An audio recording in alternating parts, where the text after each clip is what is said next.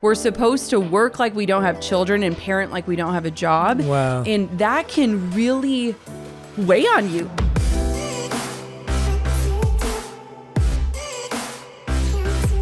Hey everyone, welcome back to On Purpose, the #1 health podcast in the world. Thanks to each and every single one of you that come back every week to listen, learn, and grow. Now, I'm really lucky in life to have a great group of friends, and these friends are just not doing everyday things. They're doing incredible things and helping other people do that as well. Now, one of these friends is a guest I have on the show today. She has a new book out that I can't wait for you to hear about. And she has something exciting as well for you to discover when you pre-order the book. So I want you to hang around for that as well. I'm excited. And remember, I always talk about how pre-orders really help authors, orders really help authors. And as an author myself, I know how much hours and time and energy goes into writing a book. So when one of my friends puts in that energy, puts in that effort, I love to support them with all my heart and all my joy. And I love that our community does the same. But today's guest is none other than Jenna Kutcher, born and raised in Minnesota, wife, mother, and entrepreneur who aims for two things daily: helping others wake up to life and staying in comfy pants. Creator and host of the top-rated Gold Digger podcast, she's helped thousands redefine success and chase bold dreams through her decade-long work as a leading online personality and educator. Welcome to the show, Jenna Kutcher. And today we're talking about her new book, How Are You Really? Jenna, thank you for being here. Oh my gosh, Jay. This genuinely feels like such a dream come true. I'm getting so many brownie points in my mom's world for being with you today.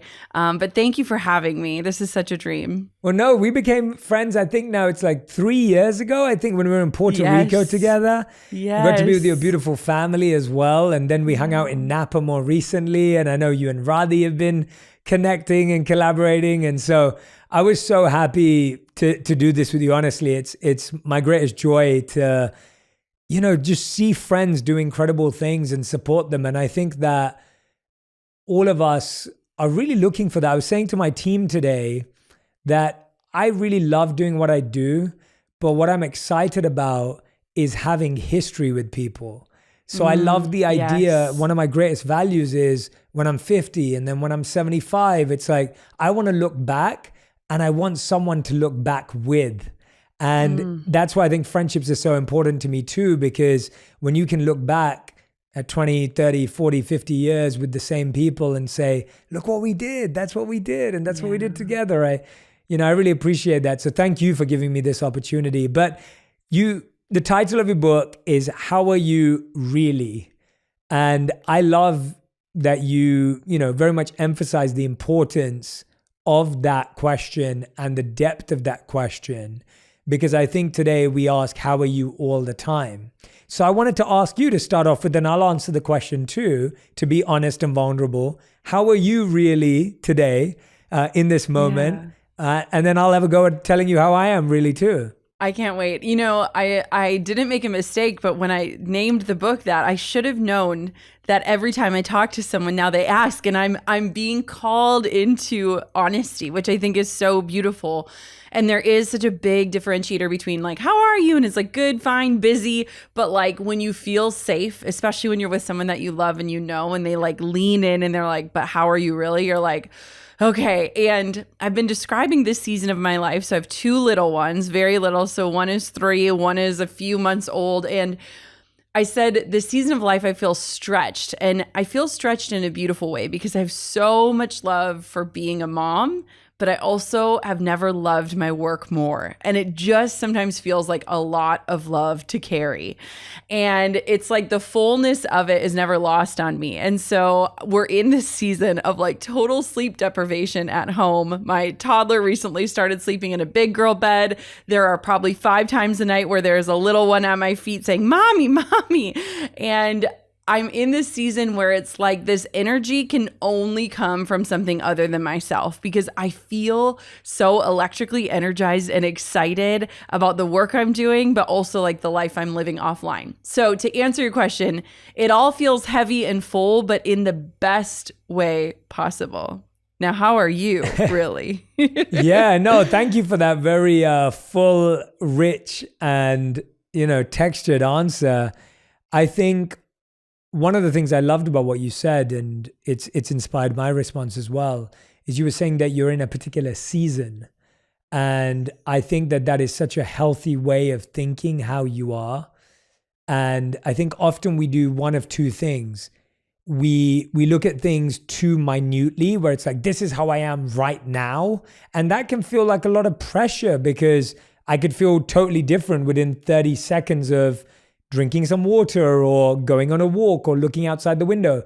Or we sometimes say, well, this is how the year's going. And that's sometimes scary as well, because it feels like we can't control anything until December 31st and we have to wait till Jan 1st again. So I love that you use the word season. And I would say that I'm in a season right now, and I feel like I'm constantly in this season. I'm in a season of like lots of growth, lots of being outside of my comfort zone.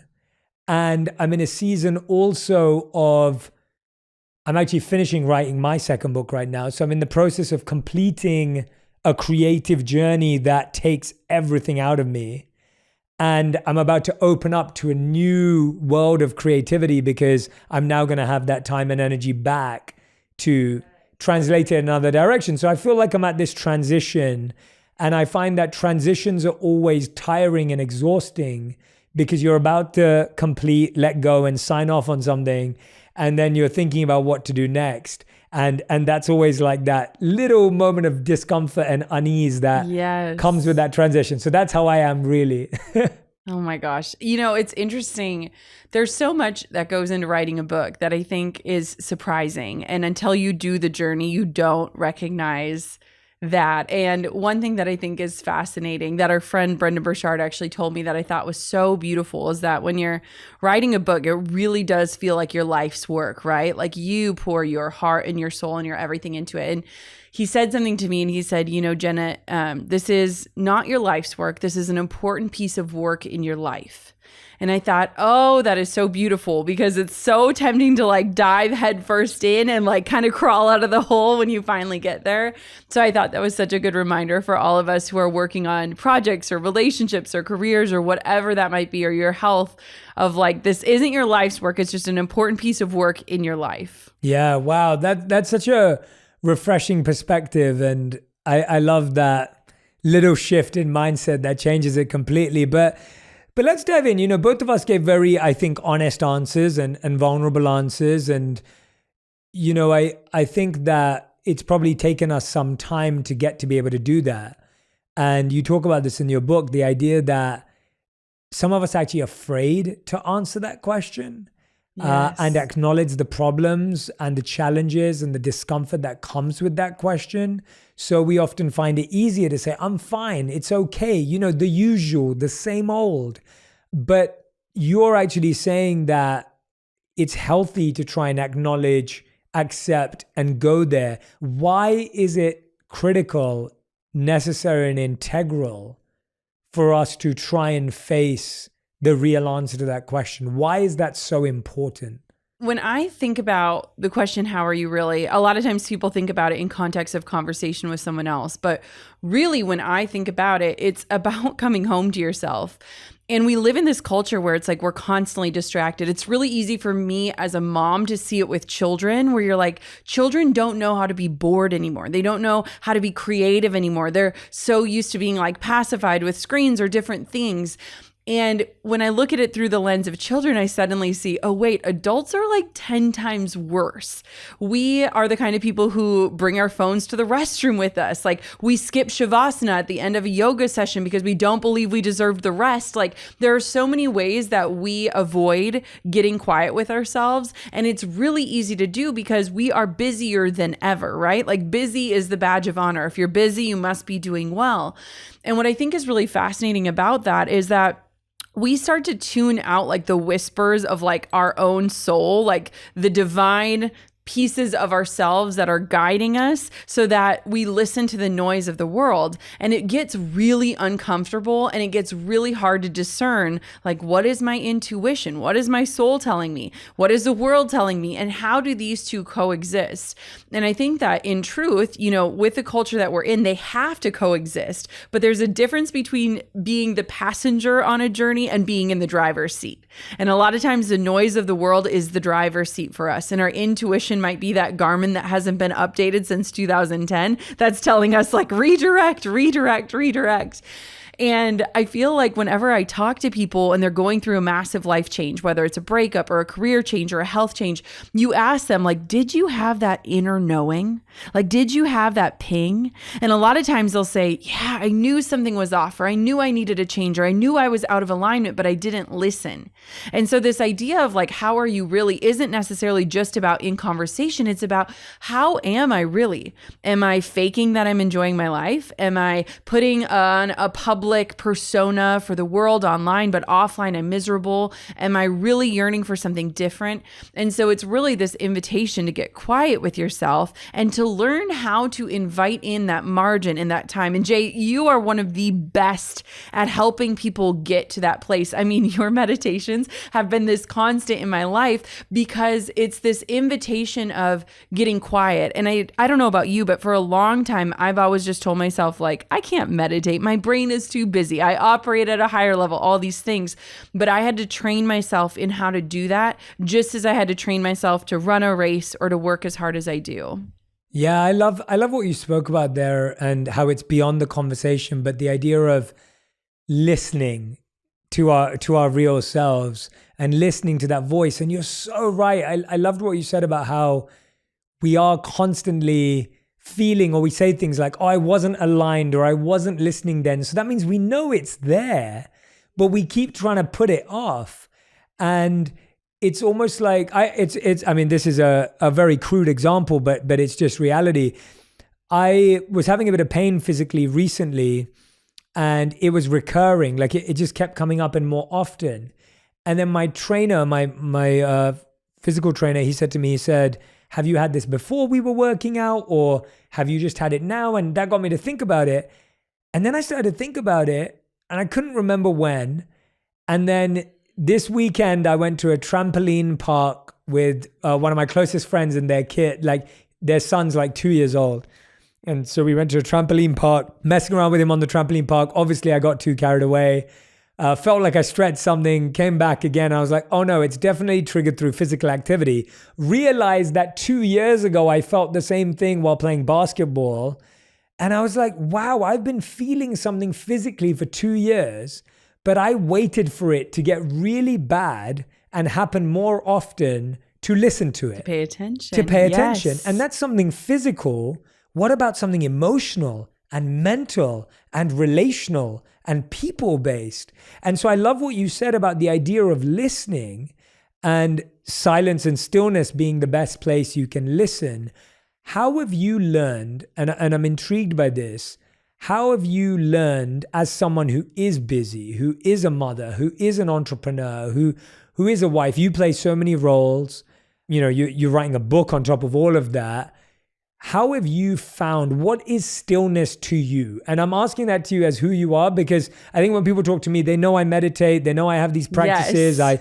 I was lucky enough to be a monk for 3 years where I learned so many practices. But as someone who's in the real world, in challenging situations constantly, what does stillness mean for you and what does it look like for you?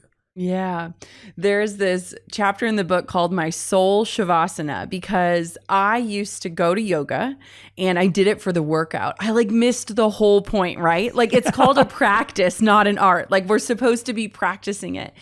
And as an achiever and someone who loves to achieve, I always was the person in the class, like comparing myself, like, did I get that bind? Can I do the headstand?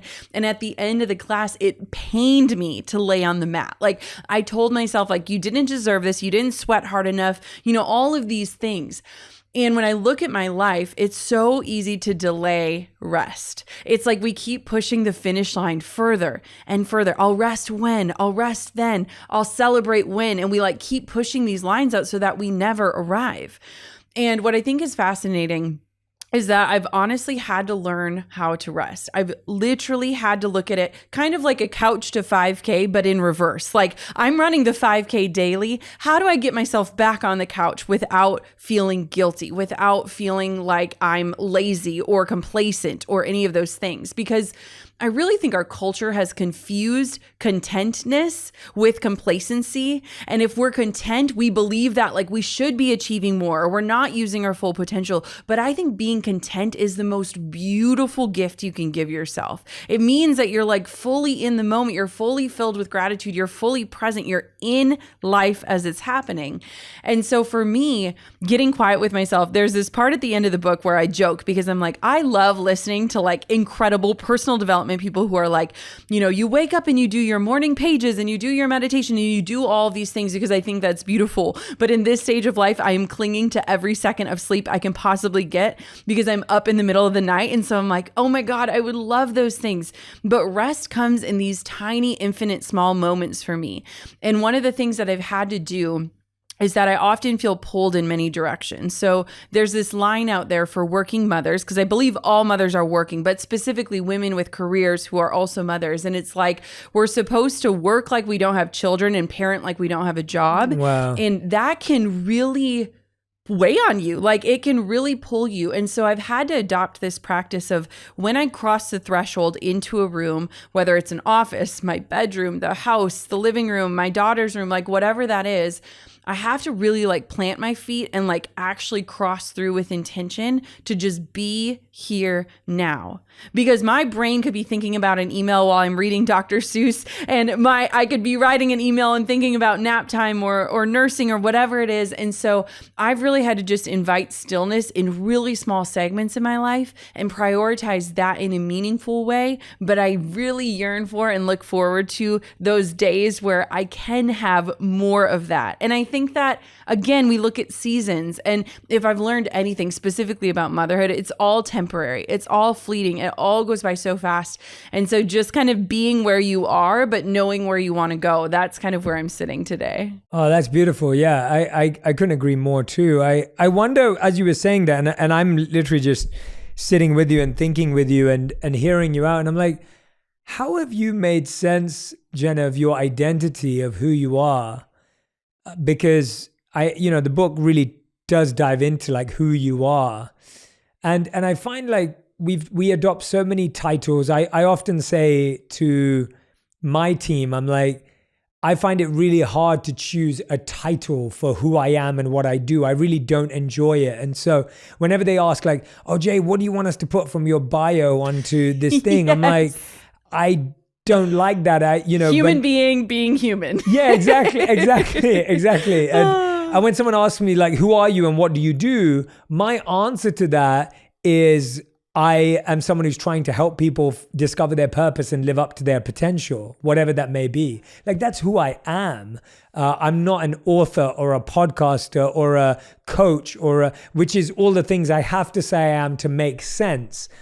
And then I think about that. How many things do we say about ourselves so that it makes sense to other people, but may stop making sense or feeling sense-like to ourselves? So how have you made sense of your identity as more titles, more expectations, more achievements and things come in the mix, more responsibilities? How do you see yourself? I'm intrigued by that. Yeah, I love this because I really struggled. So there's this idea of identity foreclosure. I learned about it on my podcast. There was an amazing woman, Dr. Maya Shankar, who came on and spoke about this idea Maya. of she's identity.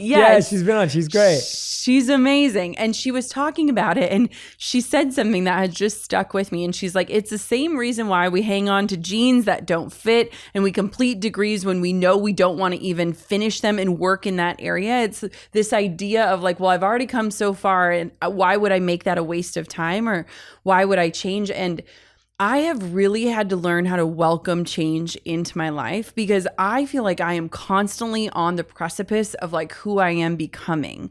And for me, my career path has been all over the place. So I worked in corporate America, had a fancy 5-word title, then decided to pick up a camera. My camera became my vehicle out of that job. And Jay, just like you were saying, like author, podcast, all these things, those are just the vehicles to get your mission out into the world, right? Like they're not necessarily who you are. They're just the methods to get the message. And so it's been super interesting to me because I feel like I'm constantly changing and evolving.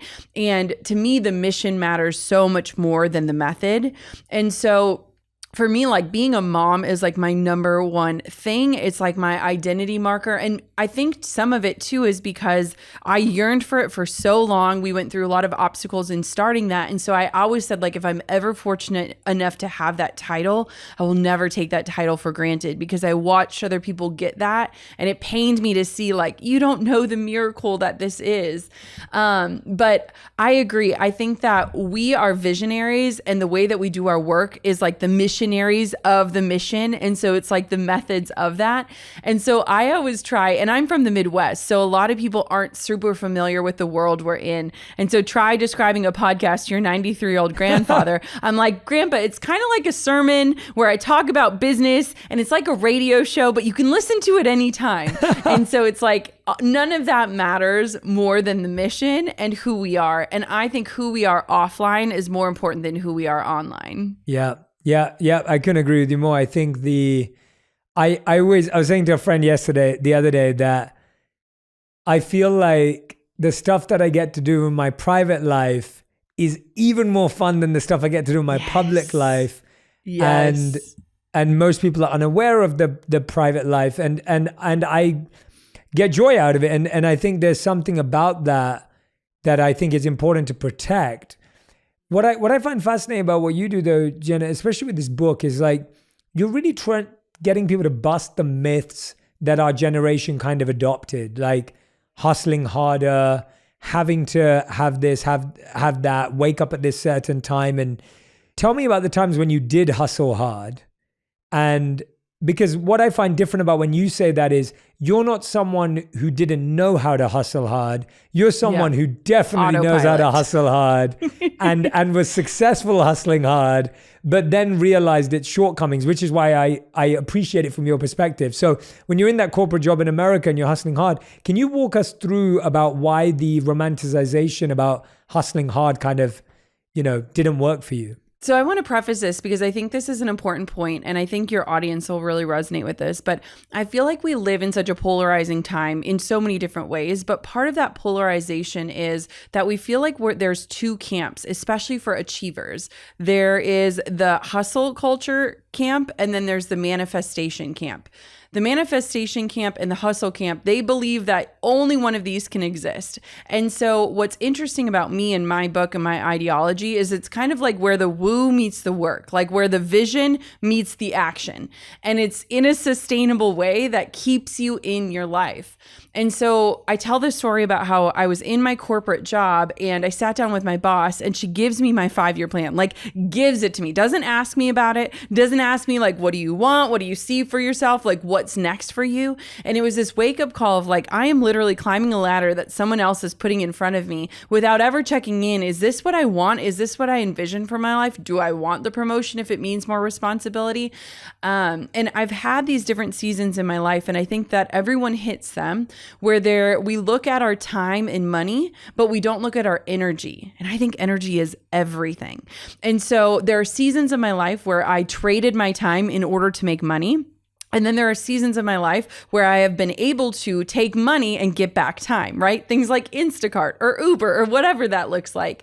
But a lot of times we forget about like our energy. And I don't know about you, but like I've arrived at certain places and I've gotten to these goals or these big milestones and I land there and I'm like, I thought this would feel different. Like it looks great, but I thought it would feel different. Maybe I'm not going hard enough. Maybe I need to do more. Maybe it's the next thing that'll feel good.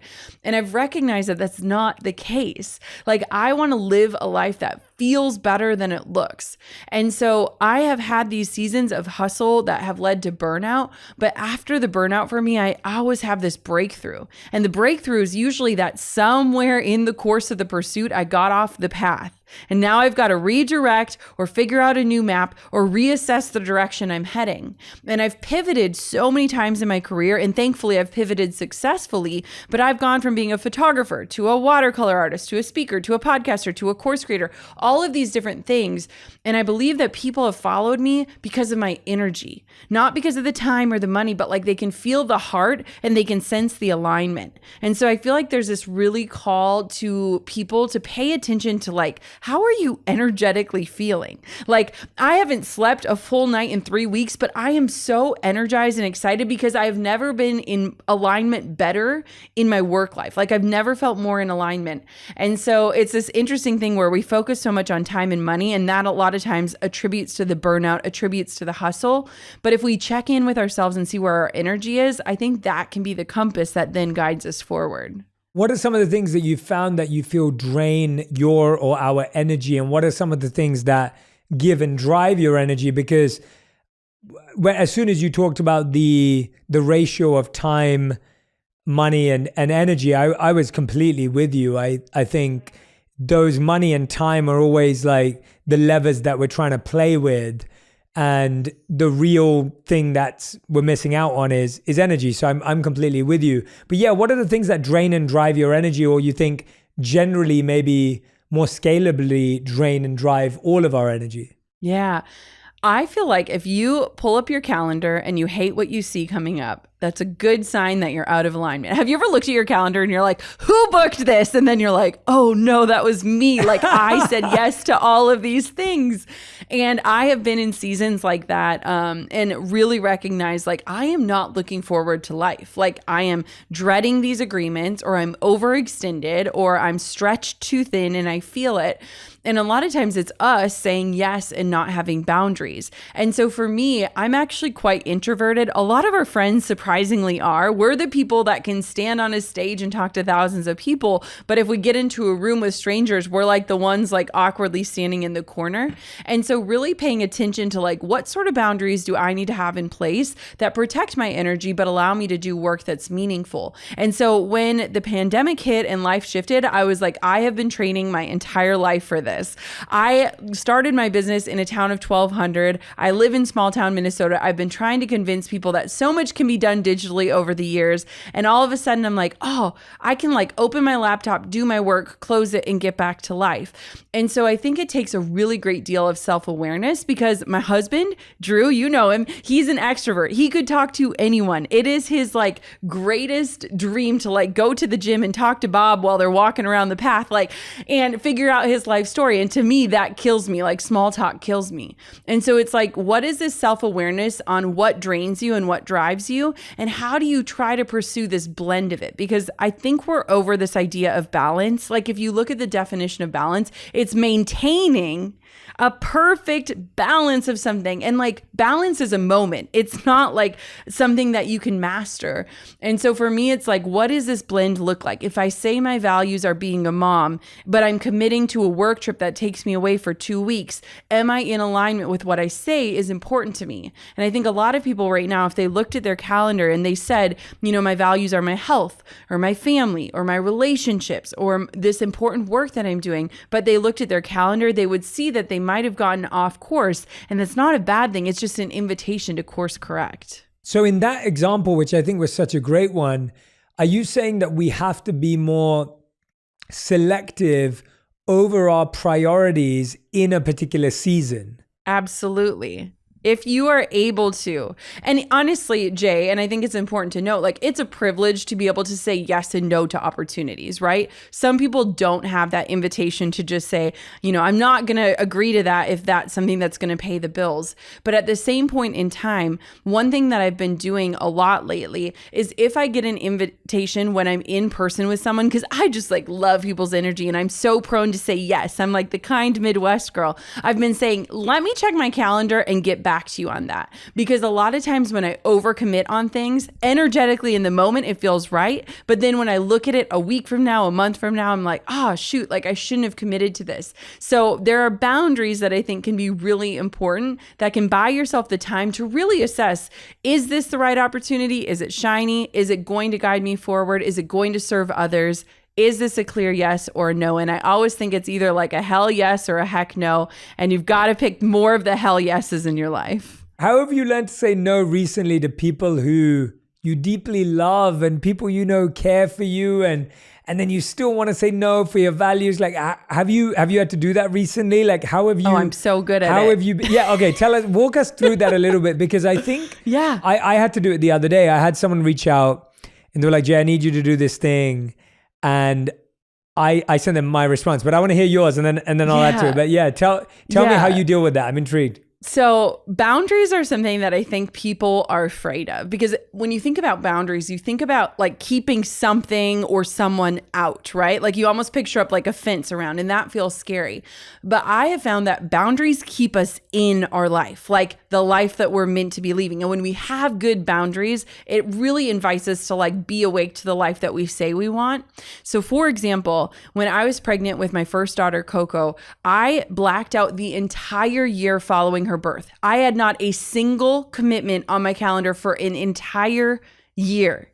Now, was that scary? Absolutely. Did I fear that I would lose momentum? Yes. Did I wonder, would I become irrelevant in that year? Of course. But I said that being a mother was the greatest gift, the biggest miracle that I could ever invite into my life. And you better believe I was going to live that way. And I just didn't know what to expect. I didn't know if I would thrive, if I would be flailing. Like I didn't know. And I wanted to give myself space and time to adjust to that new life and that new version of who I was. And so I put up bumpers. Like I think about bowling and I think about boundaries as like bumpers that keep us in the lane, that keep us aligned and from falling in the gutter. And so I told my team, I said, if any inquiries come in, I don't care who it is, I want for you to just send this polite decline to them. I don't want to hear about it because I'm going to want to say yes. I don't want to see it because it's going to make me antsy that I should do it. And I just want you to send this out. And if it's the right thing, I truly believe it will come back in the right timing. I believe that that will happen. And so I also have a note on my phone that I use often. And it's when I get an invitation that's wonderful or from somebody I love. And all it says is, oh my goodness, like, thank you so much for considering me for this opportunity. I'm so flattered and I'm so excited for you. Right now, I have to politely decline. And I want for you to know that this, in me declining, it is not a reflection of you or your opportunity or the work that you're doing. It is solely a reflection of the values that I'm living. And me saying yes to you right now means that I'm going to have to say no to what is most important to me. And right now, that is my family. I truly hope you understand. I can't wait to work with you in the future. I'm cheering you on as you go, wishing you the best. And I also include a caveat that says, I hope that in me doing this, it is an invitation for you to lean in and live out the values in your life as well. Wow, what a message. That's amazing. That's such a beautiful message. I have it memorized because I need it often. I know. I was like, wow, that's like a deep, genuine word for word message. I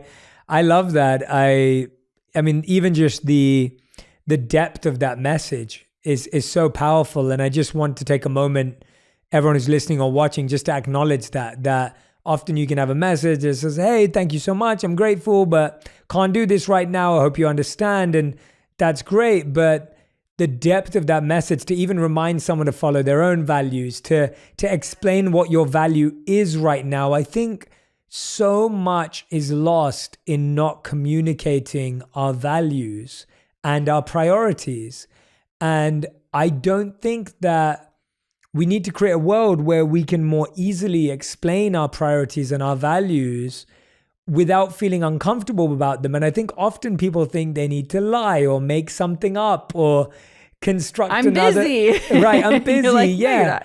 And it's like when someone gets that message, not only do they not understand, you actually haven't helped them understand what they need to learn for themselves as well. And so, yeah, I went through it recently. I sent a similar message where I was really explaining that I was like, this is why I struggle with this. And I was even explaining my struggle and how hard it is for me to say no, but how I know that if I say yes, I'm actually going to let you down even more later. And I just wanted to make you aware of that. And yes, I did tell my life story a little bit, but it was the same point that I was like, I need to really explain the context behind this message and this no.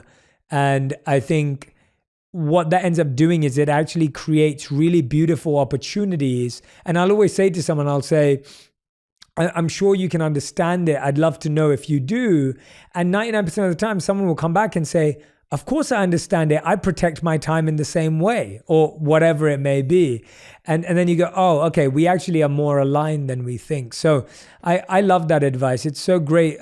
Jenna, the book's in three parts. The first part is who you are. Yes. And that's what we've been talking about. And I would highly recommend that everyone dives into it, because the book talks about everything from Jenna's childhood to, her feelings about motherhood. And I am not asking her to repeat what's in the book. I would love for you to go and read the book and dive into it, and then helps you figure out who you are and how to be clear about your values and priorities, which we're realizing are so integral to know. And as we know, if we don't know our values and priorities, we will be living based on someone else's or an adopted sense of values and priorities.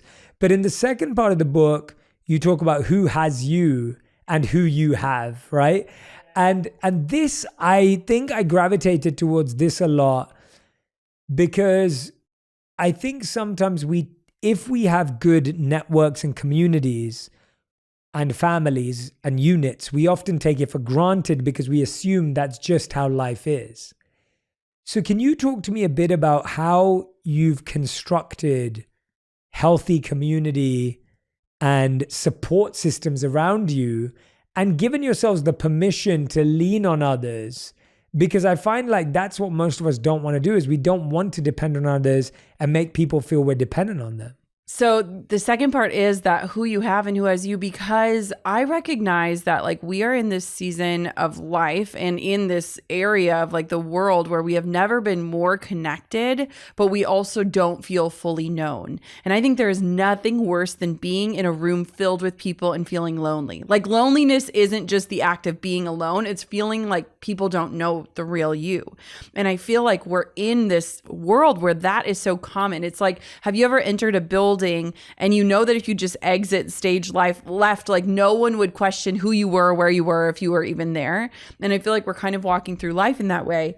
And we're also in this era where people post, bachelorette parties and there's like 20 people in matching swimsuits. And you're like, I have like 3 close friends, and like, is something wrong with me? Or like, why don't I have this like village around me? And a lot of it is because we aren't showing up, allowing ourselves to fully know others and to be fully known. And I think that the pandemic actually gave us this really unique invitation, because for so long we were able to separate like career Jenna and mom Jenna and marriage Jenna and friend Jenna. And all of a sudden we're doing everything under one roof, and we're forced to communicate in different ways. And we're forced to learn how to be a good friend from afar. And we're forced to be reminded that like we need to reach out just as much as we hope people reach out to us. And what's interesting is I've had this practice for, I don't know, probably 10 years, where every single day when I think of people, I text them. And it'll just be, I know I've sent you a few, I've sent your wife a few, like where if you come into my life or my mind, or I see something and I'm like, oh, Jay would love that, or whatever that is, to just reach out. Like the universe is guiding me towards this opportunity to encourage or check in or just be there for someone. And oftentimes it comes in the form of like, no need to respond, just want you to know I'm thinking of you, or I saw this thing, like if you want to share how you're doing, like just check in. But when I think about when we're really feeling lonely, a lot of times our act is to like close up and to like close ourselves off. And I really think it's this really great opportunity for us to reach out and to seek. And when you bring up like help, there's this chapter where it's like when 1 + 1 = 1,000,000. And it's my story about how I like was white knuckling so much of my life. I think a lot of us do that, where we wear all the hats. We can do it. We're just getting by. We're holding on with all of our might to like keep the control. And life often gives us these opportunities, or it forces us to open up our hands. And for me, when we went through 2 pregnancy losses, I was in this place where I was like, I have to show up to work. I had to show up and shoot a wedding as a wedding photographer after getting this news. And I recognized like, I cannot do this anymore. Like I've built something that requires me to show up to get paid. And right now I can't show up and I can't keep doing this to myself because life is not always going to invite us to show up. Sometimes life calls us to like slow down and to be and to sit. And I had run my business by myself for years and years and years. And I finally got to a place where I said 3 words, I need help. And it transformed everything for me. And it's been really fascinating being in this season of motherhood and launching a book and all of these different things where I'm like, usually I'm the helper. And so asking for help is so uncomfortable, but it stretches you in ways that allows you to invite people in. And one of my friends, Ali Stroker, she is in a wheelchair. She's an incredible actress. And she once told me this story that totally changed the way I look at asking for help. And she said, a lot of times people will come and try with good intentions to help me in my wheelchair when really I don't need it. But I've learned to recognize that for some people, being the helper is the greatest gift I can give them. And when she said that, it really made me pause and think there are so many people in my life who love to help, who find joy in being the helper. And if I can give them the invitation or the opportunity to do that, suddenly who I have and who has me expands. And a lot of times it's like our pride, it's like pride's utter chokehold that like keeps us from like opening our hands to what's possible. And so it's that white knuckling that is not something that you can maintain. And it's something that really keeps greatness out of your life. Yeah. And Jenna, you touched on it there. It was, I really admire your bravery for doing it in the book as well. You talk about the time where you found out that your baby didn't have a heartbeat. And I feel like, that the book is full of that level of vulnerability. And I think you talk about a lot of things that we also don't ever talk about. And definitely, obviously, we don't announce it on Instagram, and that potentially isn't the right forum anyway. But I wanted to ask you about when you look at that community around you, one of the things that's really benefited me, I said this to someone the other day, they were like, it seems like you make some really good decisions in your life. And I said, yeah, because I had people in my life who told me all the bad decisions they made. Yes. And I'd say all the good decisions I've made in my life is because I've had a few older people in my life who've told me about all their bad decisions. And that gave me so much hindsight and it gave me so much awareness that it allowed me the space to think about things a bit ahead of the time.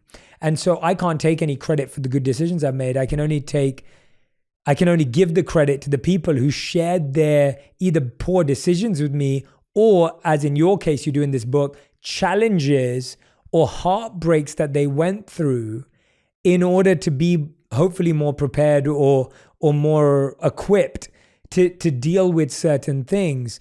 And so I was like, the best mentorship is actually not good advice. The best mentorship is just an honest experience of what someone's going through. Can you talk to me a bit about like how you've shared and how people have shared with you and how that's such an important part of building that community? And you're doing it through the book, of course. There are so many things that are taboo, which is crazy, where it's like so many people are experiencing it and it's a part of the human experience, but nobody's talking about it. And it is so isolating, right? Like you feel like you are broken or you are the only one, or it's your fault that you went through something. And years ago, we lost one of our best friends in a car accident. And I found myself going back to his social media feeds to feel connected to him. And he didn't know when he was talking about Taco Bell or posting that funny Family Guy meme that like that would be a part of his legacy, right? Like we don't think about that. But every single post we're hitting publish on online is a piece of our legacy. Like we don't do what our parents did and have scrapbooks and all the little, trinkets and put it in an album. These days, it's so digital. And I remember when I found myself like going to look through his old tweets or things just to feel connected to him, I vowed to myself that like what you see online will never be just a highlight reel. It will always be real, like REAL, my real life. And I have stuck by that through thick and thin, through the good, through the bad, because when I get reminded of a memory on Facebook, I want to remember that actual moment and not just the shiny. And when we went through our pregnancy loss, for me, part of it was helping people to feel less alone, because 1 in 4 women experience that. But 2, it was to give meaning to the experience. I think as people that are optimistic or positive people, where I was like, life is teaching me a lesson. And even when that lesson is inconceivable, or you don't have a reason, or you can't really pinpoint what that is, I really clung to this belief that like, I'm going to give meaning to this mess no matter how I can. And there's this story in the book that I love, and it's called What Brooke Shields Doesn't Know. And I was at this event with all these incredible women, and there was this president of a company that I worked with, and she was a woman, and she came up to me, and we were talking about her children, and she said, "Do you know that I went through IVF 7 times in order to have my daughter?" And this is like years ago, like a decade ago. And I said, "Oh my God, how many times did you want to give up?" And she said, "Never." And I said, "How is that possible? Like, IVF is the most excruciating process. Like, there are so many layers to it, and so many things, and so many hopes and dreams and failures and things that you just like hate going through." And she said, "I didn't give up because one time I was watching an interview, and Brooke Shields said that she did IVF 7 times to conceive her daughter. And if she can do it 7 times, so can I." And I think about like that. Brooke Shields doesn't know that she's responsible for this beautiful girl named Maggie who lives in New York City, but her vulnerability in sharing that story inspired a total stranger to get herself in the ring of something that was told to be impossible by doctors, but created a miracle. And I think that stories have this opportunity to do this. And I think that vulnerable stories invite people to, again, step into their own vulnerability. And I've learned so much about like the things that I try to keep hidden, the things that I'm afraid to share, the things that I'm thinking that everyone else is thinking about me. Those are called the human experience. Those are the things that connect me so much more than pretending like I have it all together, or I don't have insecurities, or that I don't worry. And so I've just believed in the power of story and the power of real. And when you put real story to life, that's what really transforms other people's lives. Yeah, and I definitely think you do that in this book so wonderfully, right? Like there's so many stories, whether it's personal, whether it's career based. You know, I think it's so important. One of the things I tried to do in Think Like a Monk when I wrote it was I don't talk about any enlightened experiences. So I talked about all my worst meditation experiences. Yeah. Because the goal was relatable. Because it's relatable and it's true. Like there were just so many poor meditation experiences. And I think it's very easy to be like, well, you know, this was this amazing experience I had. And everyone's like, well, you know, like you just said, like someone's gone through 7 of the most difficult, excruciating things to get there. But that story is so much more powerful. Tell me a bit about, you know, the third act of the book goes into like people setting their goals, living their truth, achieving it, making a plan. I want to ask you a different question because the book breaks down how you do that and what to do. So for anyone who's wondering how Jenna goes from who you are to who you have and who has you to then what you're going to do about it to actually build it through, what I'm more intrigued by is what's a worthy goal? Like what's a worthy pursuit? Because I feel like everyone talks about goals and goal setting and everyone kind of has goals or may have goals, but when I was young, all we ever learned about was setting SMART goals, right? Specific, measurable, Yes. achievable, realistic, and time-bound. But no one ever told me what a worthy goal was. And as I've gotten older, I do believe that there are worthy pursuits and there are pursuits that will let us down. As you said, there's so many goals that you hit and you go, well, is that it? So how do you help people think about, is there a way of knowing what a healthy, worthy pursuit or goal is? Yeah. I think it's one that feels good, that the pursuit feels good and the end product feels right. And for me, I think it's really interesting. I remember, Jay, we were together in Puerto Rico and Brendan Burchard led us through this exercise, and it was envisioning these scenes that we want for our lives. Like, what would true success look like? And he had already gone through the exercise of like envisioning your best moments of life, all of these things. But I loved how he framed it because it was like envision these moments before they happen so that when they happen, you are fully awake to them. And for me, the scene that I envisioned was like pancakes on a Saturday morning, looking out at the lake with my family. And it's funny because every time we make pancakes on a Saturday morning, Drew will look at me and I will be like teary-eyed and he'll be like, we're living it. Like, this is the scene and we're awake to it. Because how many successful people do you know who have done all of these amazing things in their life? They say they missed it. They missed it because they were just in pursuit of the next thing, or the journey didn't feel good, or they arrived and it wasn't where they thought they wanted to be. And so when it comes to setting a goal, I want you to ask yourself, what feels good? Like, what in the pursuit feels good? And here's an example. I did this visualization exercise after our 2 losses. I was like unpacking my grief and really trying to like face it, because I had buried it the first time. And I was like, I've got to figure out how to not move on from this, but how to move with my grief. Like, how do I move forward carrying this grief with me as a changed person? And I did this visualization exercise, and my friend was leading me through it, and she was like, envision the most vibrant version of yourself. Like, you are fully alive, energized, excited about what you're about to do for your day. And she said this line where it was like, put your fingers in the finger slots, like step into where your toes are. Like, what do you see and what do you feel? And it was funny because I was doing this meditation, there are tears streaming down my face, and I'm envisioning this little girl and pancakes and Drew and this Persian rug and like all of these things. And in this vision, I had on jeans and a white linen shirt. And I opened my eyes after the visualization and I had on yoga pants and like an old college t-shirt. And I was like, I want the baby and the pancakes, but if I can't even live today with the jeans and the linen shirt, how do I expect to become a fully different person when the thing that I want arrives, right? Like, sometimes the waiting season is just as important as what it is that we're waiting for. And the same thing goes for goals. Sometimes the journey of working towards the goals should be enjoyed just as much as achieving the goal itself. And so I've learned how to make sure that the pursuit feels good, but that the goal is truly my definition of success. Because my definition of success isn't shiny. It's not great. It's literally a bag of gluten-free pancakes. But when I'm living it, I know it and I'm awake to it. And I think nowadays it's like with the internet, you could follow the fashion blogger and then follow the home decor and then follow the health nut. And our brain tricks us into thinking that we need to do and be all of those things in order to be happy. But if we go back to the beginning of the conversation where we talk about like contentedness is a gift, it's not complacency.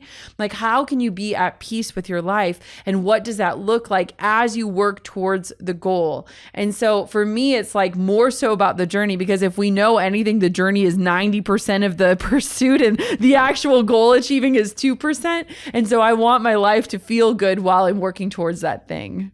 Yeah, I think that's a great definition. And I'm really glad you clarified that, because I think we often set goals by default. We adopt goals from our parents, our friends, our family, Instagram, TikTok, social media. We have a goal without even knowing we have one.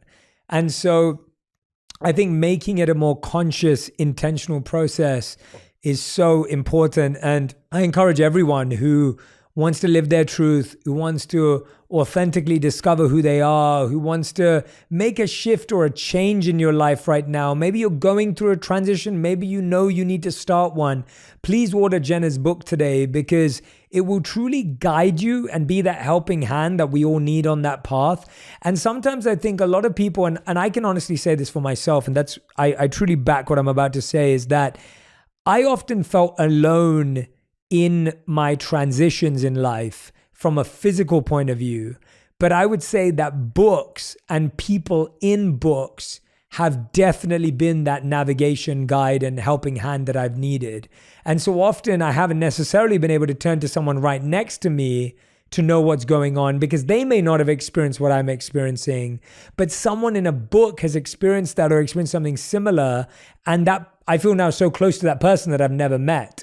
And most of the people I'm talking about are not even alive from books that I've read. So I really believe that if you're in that transition, if you're in that journey, if you're struggling with who you are, if you're trying to figure out the people around you, if you're trying to make a career change, if you're having, struggles with motherhood and that journey and your identity right now, Jenna really, I want to be honest, like very vulnerably and honestly captures her story and shares the insights to help see what you can apply. Jenna, I thank you so much for writing this book, thank you for taking the time today. And as you know, we end every On Purpose episode with a final 5, which is a fast 5 round where every question has to be answered in 1 word or one sentence maximum? Deal. So Let's Jenna do it. Kutcher, are you I've ready? trained my whole life for this. You've trained your whole life for this. You're already prepared. Okay. So the first question is, what is the best advice you've ever received? Done is better than perfect. Nice. I like that. We've never had that on the show, which is good. What is the worst advice you've ever received? Just keep on reaching. What is the first thing you do every morning and the last thing you do every night? Look at my baby monitor. I love it. The honesty. See, this is why I asked that question. I love the honesty. Fourth, what is the biggest risk you've ever taken? Leaving my 9-to-5 job to become an entrepreneur. Nice. And fifth and final question, if you could make one law that everyone in the world would have to follow, what would it be?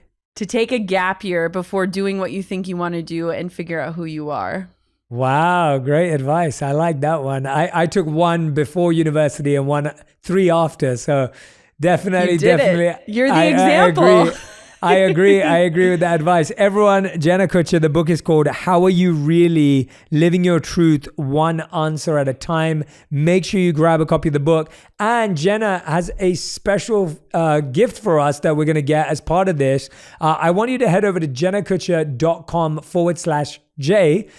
We will put the link in the captions and the show notes and everywhere else. So jennakutcher.com/J, as in my name, Jay, Jay, and you will be able to see this amazing gift that she's going to give you a bit of a sneak peek about. So Jenna, over to you. Yeah, so I wanted to think about how this would be most valuable, because my book is not about finding my truth or sharing my truth, but inviting you to find your own. So I gathered a bunch of our incredible mutual friends and did deep dive interviews that aren't public. You cannot find them anywhere, and put together a course that is in theme with the book. So on topics like identity, career, relationship, balancing things, shifting careers, all of those things. It is all inside of an incredible free course that you cannot get anywhere else. And you will get it when you pre-order or order the book. And you can find that at jennakutcher.com/J. I love it, Jenna. Thank you so much for doing that, because yeah, like you said, I think so many of these things are things we're all struggling with. We need to hear it from lots of different voices, lots of different faces. And so the fact that you've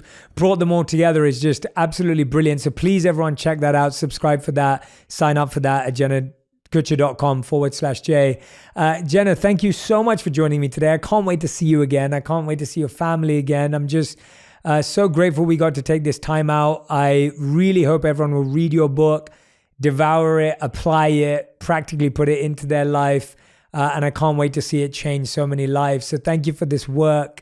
Thank you for your life. And thank you so much for this opportunity. Thank you for pouring into all of us. I'm speaking on behalf of all of your listeners, myself included.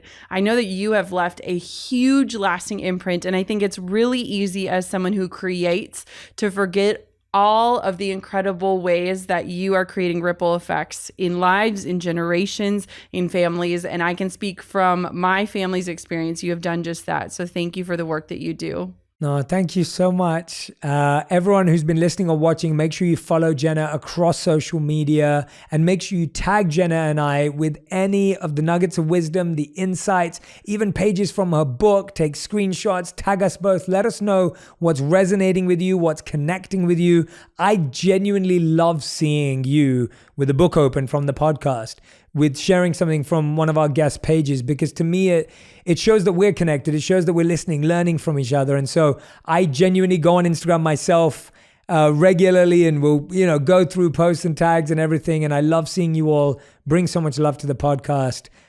Thank you so much for listening, everyone. I'll see you again next week for another episode. And a big thank you to Jenna again. Thanks, everyone. If you want even more videos just like this one, make sure you subscribe and click on the boxes over here. I'm also excited to let you know that you can now get my book, Think Like a Monk, from thinklikeamonkbook.com. Check below in the description to make sure you order today.